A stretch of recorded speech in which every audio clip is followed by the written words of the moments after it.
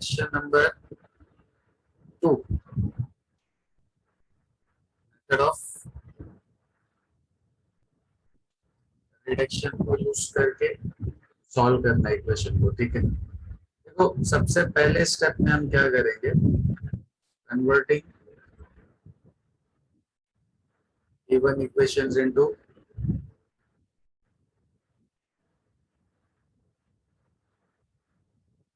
Matrix form. ठीक है, मानो मैं मैट्रिक्स फॉर्म में कैसे कन्वर्ट करते हैं, 2/2 की है पहले वाले, तो क्या आ जाएगा, x के कोएफिशिएंट्स क्या है, x के कोएफिशिएंट्स यहाँ पे 1 है और फिर 3। बट पहले ये चेक कर लेना कि स्टैंडर्ड फॉर्म में होना चाहिए इक्वेशन, मतलब x y और वो साइड पे कांस्टेंट। सारी की सारी इक्वेशन स्टैंडर्ड फॉर्म में ही है। अगर स्टैंडर्ड फॉर्म में नहीं तो पहले उसको स्टैंडर्ड फॉर्म में राइट कन्वर्ट करेंगे और फिर right it in the matrix form. तो अभी फिलहाल स्टैंडर्ड फॉर्म है, x का कोएफिशिएंट 1 और 3, y के कोएफिशिएंट्स क्या है 3 और 5, देन x और y 2 4। अब एकदम सिंपल है, देखो रिडक्शन 2/2 का सिर्फ ये वाले को क्या बनाने का, 0। ये वाले एलिमेंट को क्या बनाएंगे, लो रूल क्या है तुम लोगों को अगर याद हो तो, ये मैट्रिक्स को अपर ट्रायंगुलर बनाने का। तो अपर ट्रायंगुलर मालूम है, अगर ये अपना डायगोनल है, अपर ट्रायंगुलर में डायगोनल के बिलो वाले एलिमेंट्स क्या होते हैं, 0 होते हैं। तो अपना टारगेट सिर्फ क्या है, ये जो 3 है इसको क्या बनाना है, 0। कैसे बनेगा वो 3 0, ये R2 है और इधर 1 है, R2 माइनस 3R1। yes, तो R2 पे हम क्या कर देंगे, R2 माइनस 3R1 बराबर 1 3, तो ऐसे इट इज रहेगा, ये 3 माइनस 3 0, ये 5 माइनस 9 से -4 हो जाएगा y। अच्छा ये x और ये y एज इट इज रहेंगे, इस पे इफेक्ट नहीं आएगा। लेफ्ट हैंड साइड के सिर्फ एक ही मैट्रिक्स को हम ऑपरेट करेंगे, तो इसको मत कर देना, ये हमेशा एक्स वाई ही रहेगा। एंड राइट हैंड साइड पे 2 4 will become 2 and 4 minus 6 will be -2, correct. Upper triangular matrix बनने के बाद इन दोनों को क्या कर देंगे, मल्टीप्लाई। क्या करेंगे, मल्टीप्लाइंग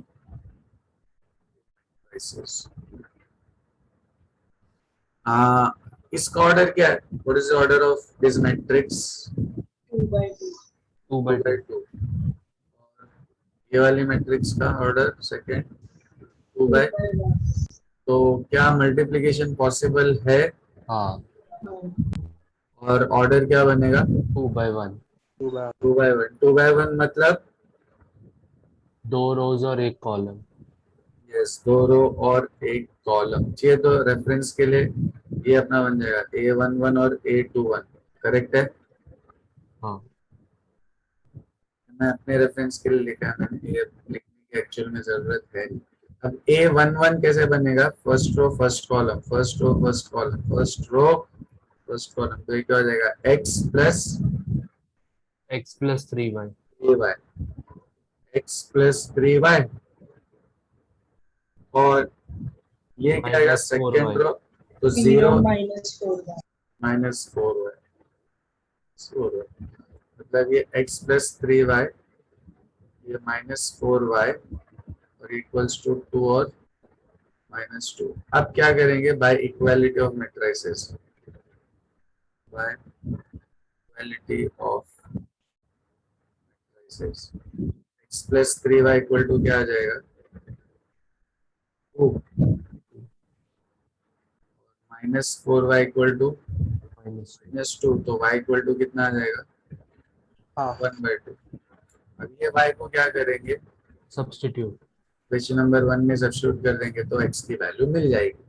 तो समझ में आ गया हाँ, रिडक्शन। अच्छा अभी ये मैंने 2/2 के लिए बताया ना, मान लो 3/3 में, जैसे ये है ये वाला, ठीक है, थर्ड की बात कर रहा हूँ मैं, तो पहले उसको किस में कन्वर्ट करेंगे? Converting matrix form. Given equation into matrix form.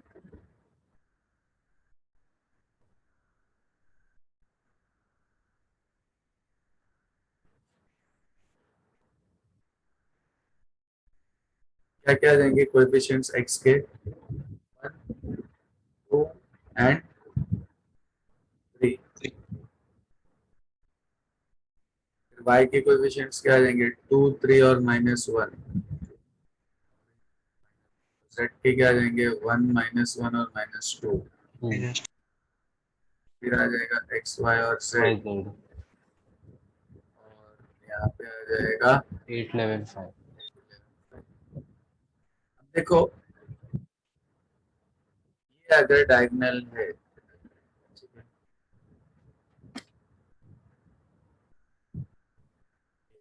ना? अभी इन तीनों को क्या करना है? जीरो। जीरो। लेकिन इसमें एक चीज ध्यान रखना, देखो ये वाला अगर 1 होगा ना तो ये दोनों बहुत आसानी से 0 बन जाएंगे, बराबर ना? हाँ। तो अगर ये 1 नहीं है तो पहले किसी तरह इसको 1 बना दो, ठीक है। अगर ये 1 नहीं है इसको क्या करें? हालांकि वो कंपलसरी रूल नहीं है, इसको 1 करना is not compulsory reduction method में, क्योंकि अपना टारगेट क्या है? इन तीनों को क्या करना है? जीरो। 0। बट अगर ये 1 बन गया तो उससे ये दोनों काफी आसानी से क्या बन जाएंगे? जीरो। 0 बन जाएंगे। अच्छा, उसके बाद नेक्स्ट किसको 0 करना है? -1। -1। तो रूल बुक में क्या लिखा है कि ये पर्टिकुलरली ये टर्म 0 होना चाहिए ना? बट लेकिन देखो इसकी जगह पे ये चारों में से किसी भी एक को 0 कर दो ना, जो भी आसानी से बनता हो, जो आसानी से 0 बन रहा हो, उसको क्या कर सकते हो? 0 बना सकते हो। ट्राई यही करने का, पहले अगर ये हो रहा है तो ये कर दो, बट ऐसा कोई हार्ड एंड फास्ट रूल नहीं। नहीं है। ये दोनों तो 0 कंपलसरी होना चाहिए, बट इन चारों में से जो भी इजीली 0 बनता होगा उसको क्या बना देने का? जीरो। जैसे देखो, अभी पहला मैं क्या करूंगा? इन दोनों को 0 बनाऊंगा। कैसे? R2 पे R2 -2 R1 करूंगा, R3 पे R3 -3 R1, है ना?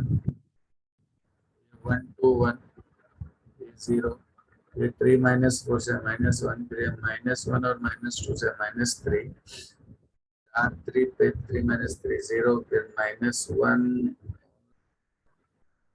-6 से हो जाएगा -7, -2 और -3 से हो जाएगा -5, XYZ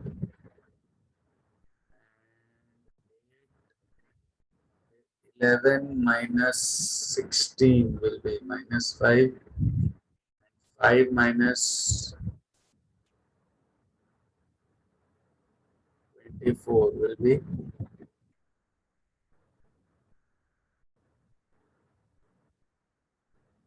-19, बराबर? रूल के हिसाब से जो हमने लिखा है ये 0 होना चाहिए ना अपर ट्रायंगुलर के लिए, बट ये चारों में से जो भी इजीली 0 बन रहा हो तो बना दो। बट यहाँ पे देखो ये इजीली 0 बन जाएगा क्योंकि उसके ऊपर क्या है? -1।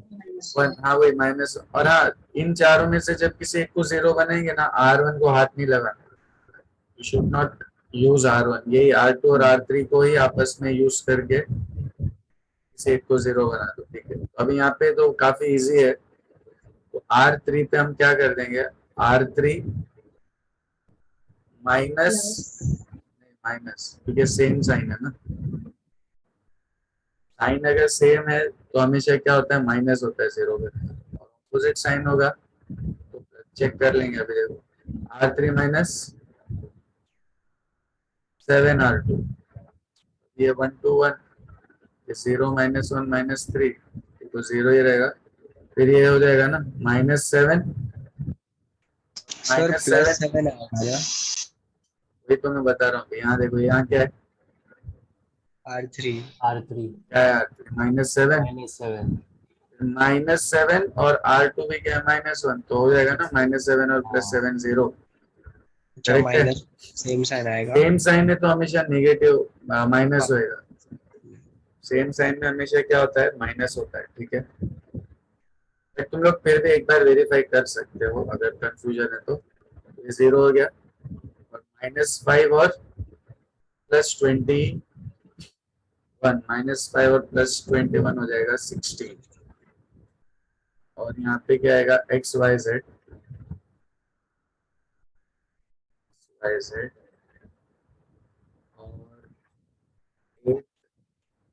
-5 -19 और +35 से ये भी 16 आ जाएगा। उसके बाद क्या करेंगे? मल्टीप्लाई, है ना, मल्टीप्लाइंग द मैट्रिसेस। पहले लेफ्ट हैंड साइड पे फर्स्ट ये कैसा बनेगा मालूम है? ये 3/3 है और ये 3/1 है, तो 3/1 की मैट्रिक्स बनेगी। 3/1 मतलब 3 रो और एक कॉलम। एक कॉलम। 3 रो और एक कॉलम में ये फर्स्ट जो है ये क्या आएगा? 1 1 मतलब first row column, first row first column, first row first column, क्या हो जाएगा? x + 2y + z, x + 2y + z। फिर 0 -y -3z, 0 -3y sorry 0 -y -3z, और 0 + 0 + 16z = 8 -y और 16। तो अल्टीमेटली इसको देते हैं, ये हो जाएगा x + 2y + z -y -3z 16z = 8 -5 और 16। उसके बाद वही बाय इक्वालिटी ऑफ मैट्रिसेस इसको और इसको कंपेयर करेंगे। इससे क्या मिल जाएगा?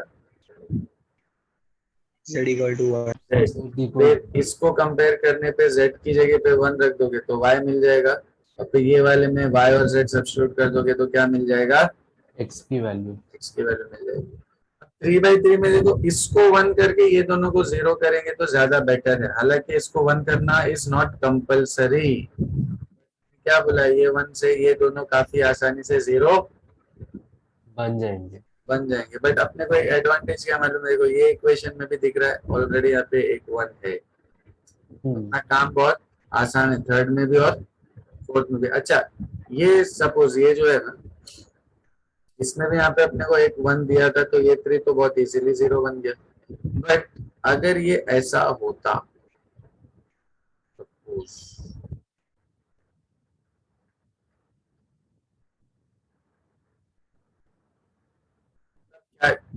इसको 0 करना अपना प्रायोरिटी है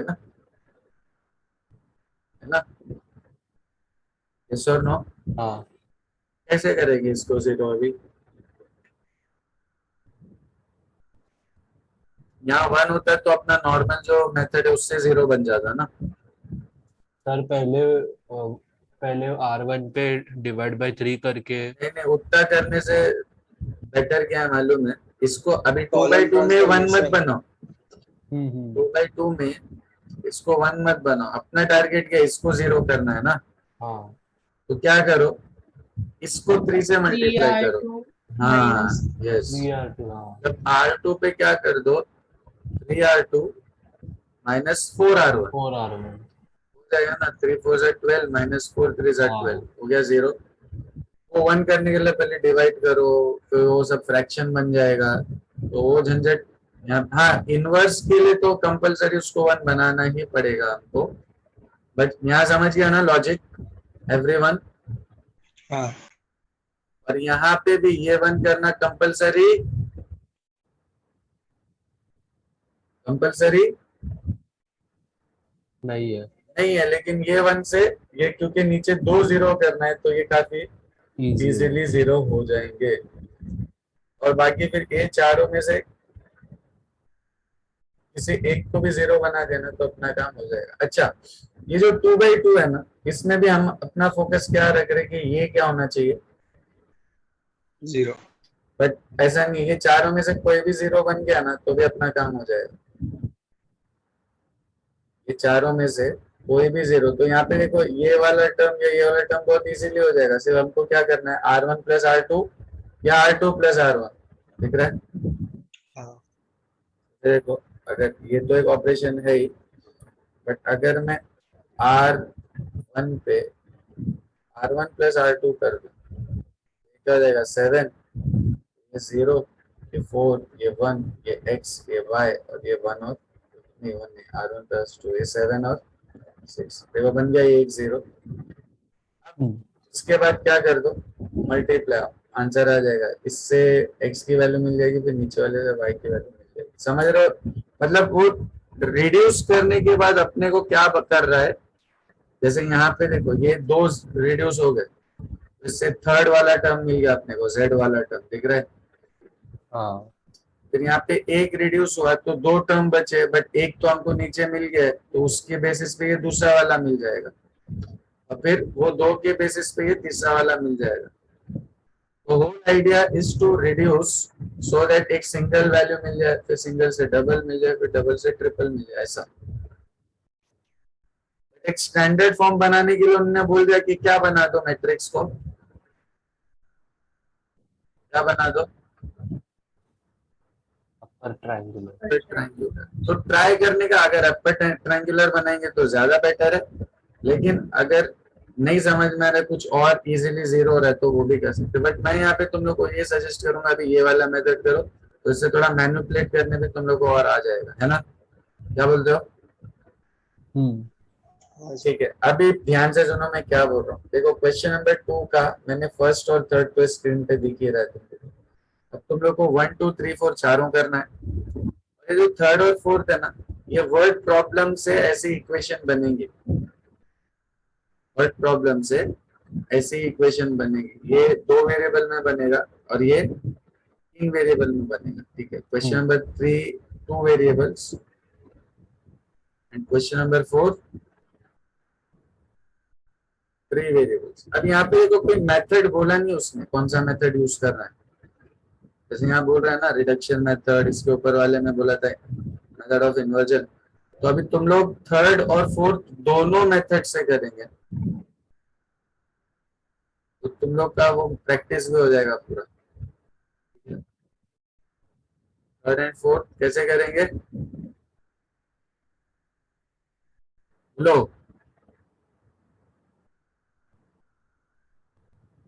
बोलो। क्या क्या? थर्ड एंड फोर्थ क्वेश्चन कैसे सॉल्व करोगे? पहले इक्वेशन फॉर्म करना होगा। इक्वेशन फॉर्म करने के बाद उसको इन्वर्जन से भी करेंगे सॉल्व, और ये भी इन्वर्जन से। एग्जाम में देखो अपनी मर्जी से कोई भी एक मेथड सॉल्व कर सकता है अगर मेंशन नहीं किया है तो, बट हम प्रैक्टिस पॉइंट ऑफ व्यू से यहाँ पे दोनों मेथड से कर रहे हैं, तो अपना 2.6 कंप्लीट हो जाएगा। और 2.6 मतलब मेट्राइजेस अपना कंप्लीट। बट इसके बाद तुम लोग को याद है हम हर चैप्टर में क्या करते हैं, इसलिए मैं इसका क्वेश्चन नंबर 1, क्वेश्चन नंबर 1 होता है एमसीक्यूज, क्वेश्चन नंबर 2 क्या होता है, fill in the blank. In the blanks, और क्वेश्चन नंबर 3 क्या होता है, ट्रू और फॉल्स। और उसके बाद क्वेश्चन नंबर 4 जो मिक्स टाइप के क्वेश्चन आ जाते हैं जो हमने प्रीवियस एक्सरसाइजेस में किए हुए। ठीक है,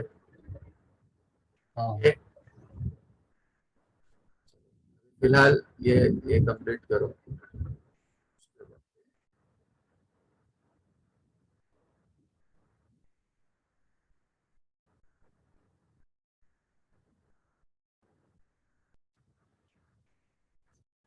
Total cost of 3 TV and 2 VCR is rupees 35,000. Shopkeeper wants profit of rupees 1,000 per TV and rupees 500 per VCR. He sells 2 TV and 1 VCR and gets total revenue of 21,500 and the total cost and selling price of TV and VCR. So get the cost price of one TV be rupees X and cost price of one BCR भी rupees Y. Y, ठीक है। अब देखो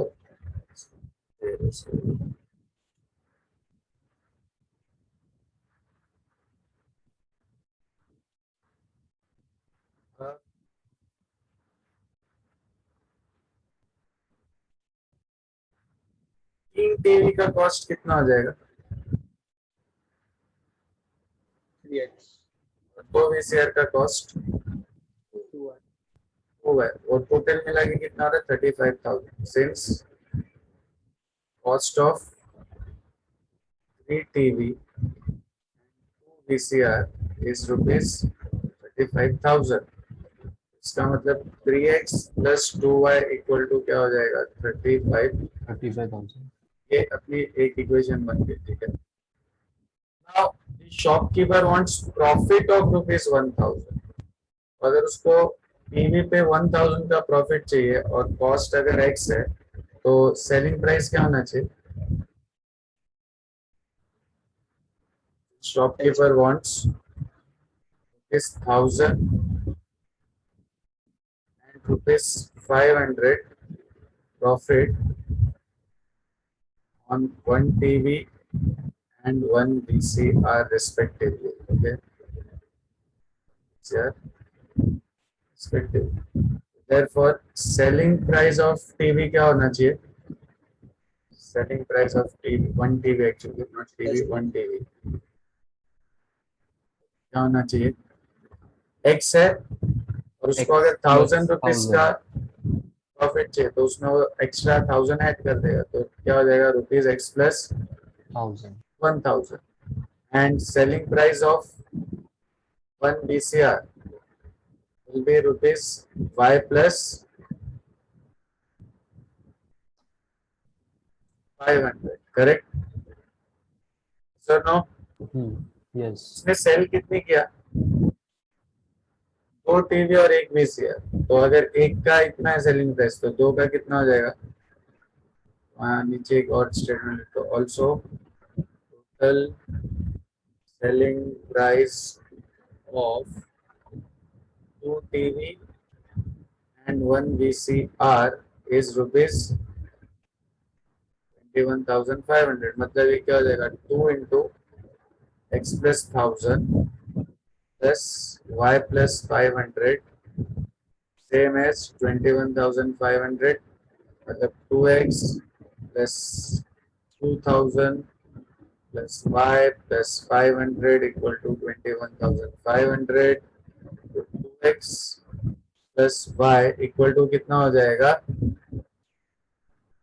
19,000 19,000. This will be your equation। अब तुम लोगों को मालूम है कि कैसे सॉल्व करना है ना?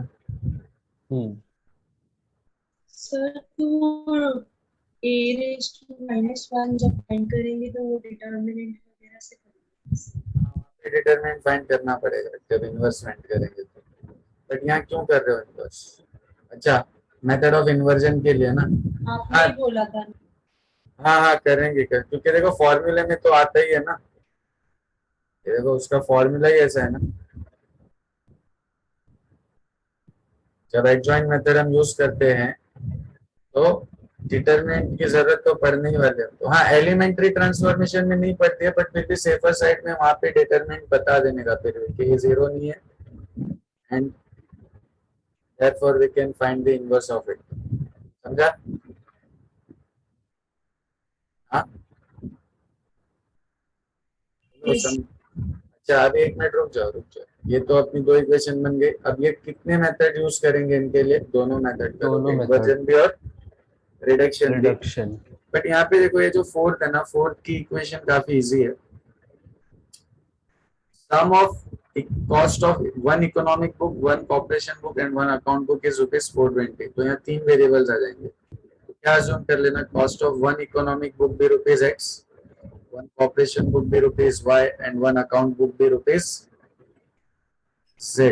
तो पहली कंडीशन से क्या इक्वेशन बनेगी? x plus y plus z equals to 420। Second क्या हो रहा है? Total cost of one economic book, two corporation book and one account book. x plus 2y plus z 480 और फिर also the total cost of one economic book, 3 cooperation book and 2 account book is 600. x plus 3y plus 2z equals to 600. ये भी दोनों method से तुम लोग solve करेंगे, method of reduction and method of inversion. और देखो नहीं बोला तो अपनी मर्जी, तो अपनी मर्जी में क्या कौन सा मेथड ज्यादा कन्वीनियंट लगता है तुम लोगों को? रिडक्शन। रिडक्शन, हाँ उसमें कम स्टेप में आंसर आ जाता है।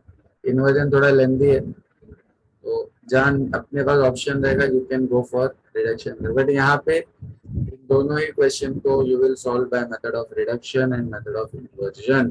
ठीक है, ठीक है एवरीवन, हाँ यस।